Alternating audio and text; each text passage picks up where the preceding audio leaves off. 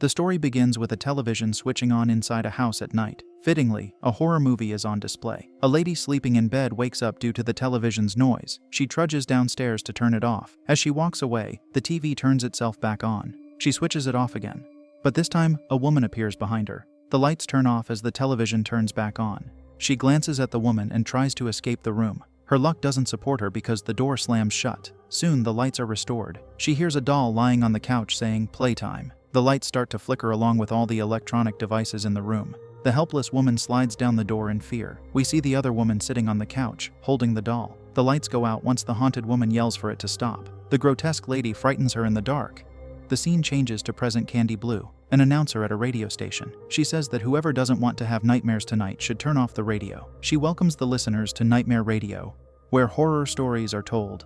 While the music plays, she glances at a box someone gifts her. The note on the box reads that Jack loves hearing her voice. This puts a smile on Candy. Then she opens the box to see her gift. Moving along into Nightmare Radio, she asks the listeners to tell her about a wild situation they have experienced. It has to be an interesting story. Before she hears any of them, she gives her own story about a lonely lady who feels the absence of something in her life.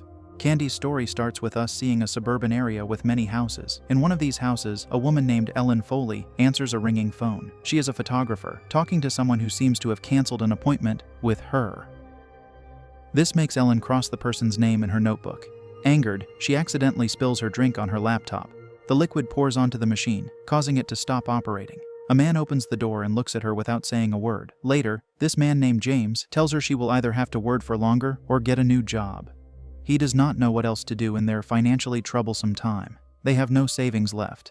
Thankfully, he fixes her laptop, and she walks away with it. At night, Ellen hears a noise that awakens her. Looking outside, she sees 3 foxes scavenging in their trash. The next morning, James heads to work. Ellen puts the trash back in the bin that the foxes took out.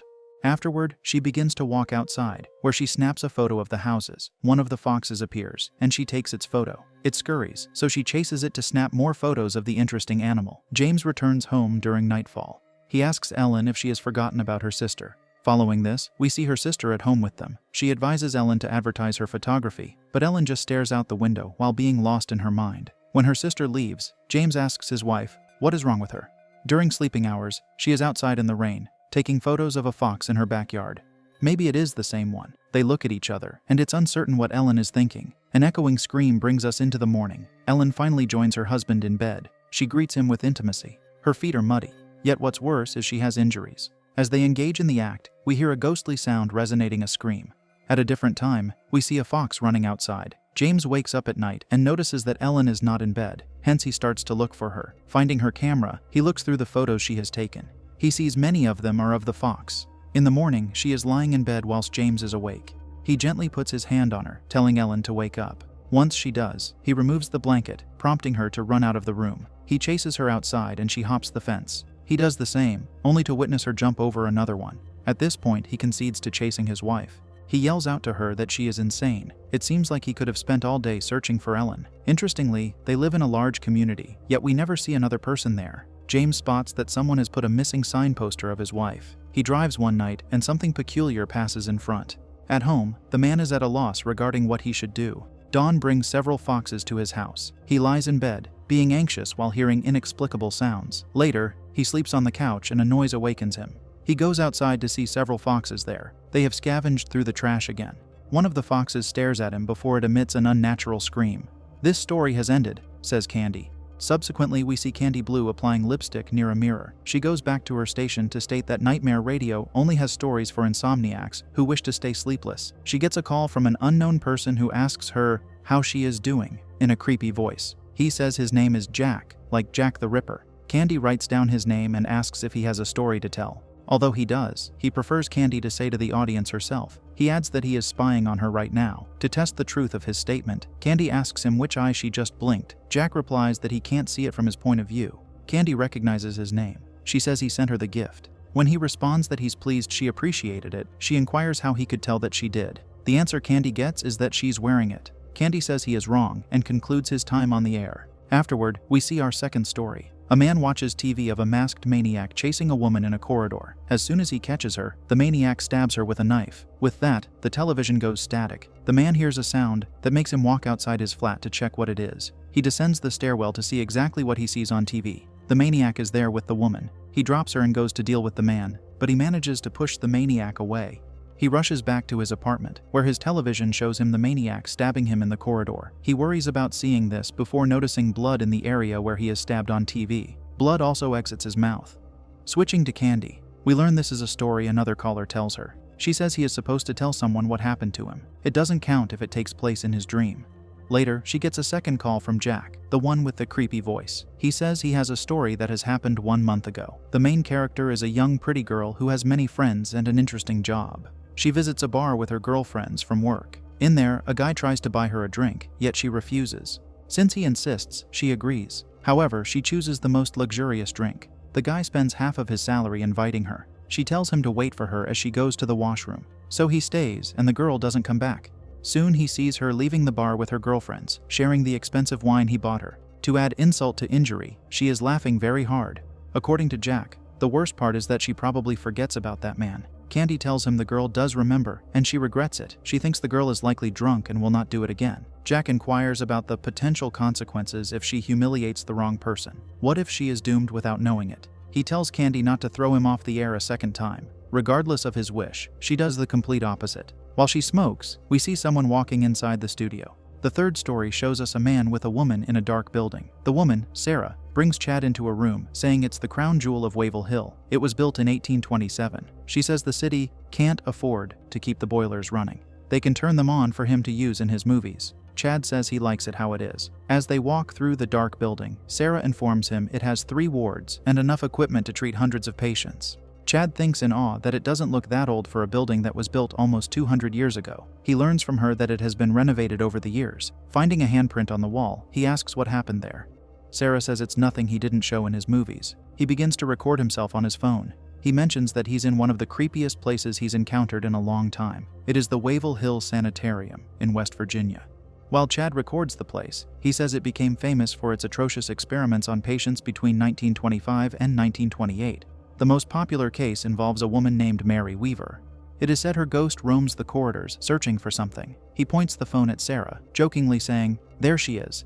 She informs him that Mary is in room number 502. Once they enter it, he is disappointed. This causes Sarah to wonder what he is hoping to see. Pointing the phone at her, he wants the lady to speak. She says back, "In 1927, Nurse Mary is found deceased in this room. She makes the ultimate due to suffering a psychotic breakdown from the assassination of her. During her pregnancy, she is admitted to this hospital for anxiety. The doctor believes her unborn baby is the devil. Thus, when she gives birth, he takes.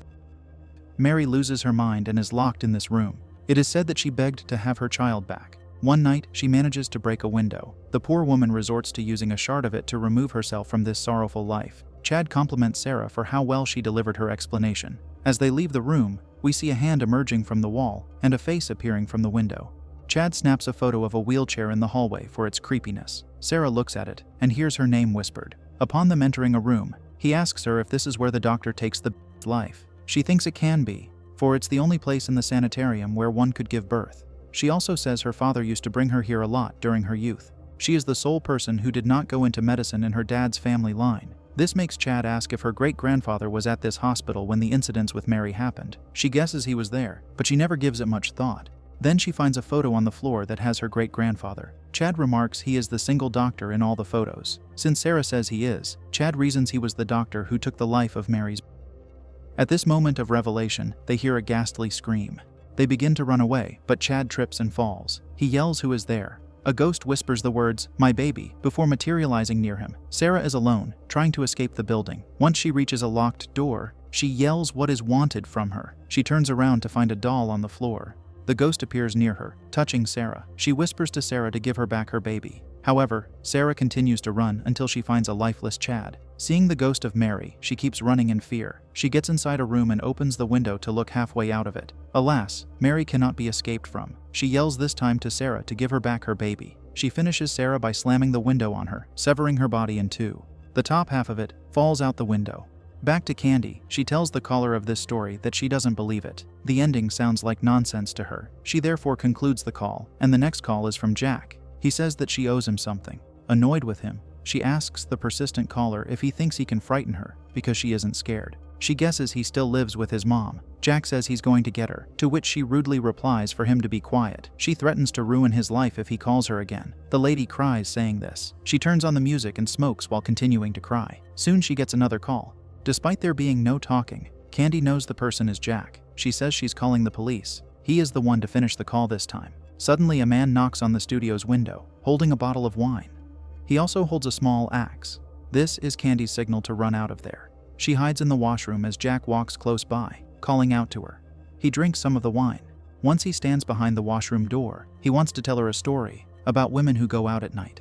This brings us to the next story. Two sisters ride in a car at night. Ellie asks Liz if she brought something to an unspecified woman. Liz says she merely brought Ellie. We learn that Liz visits this woman one time, in 8 months.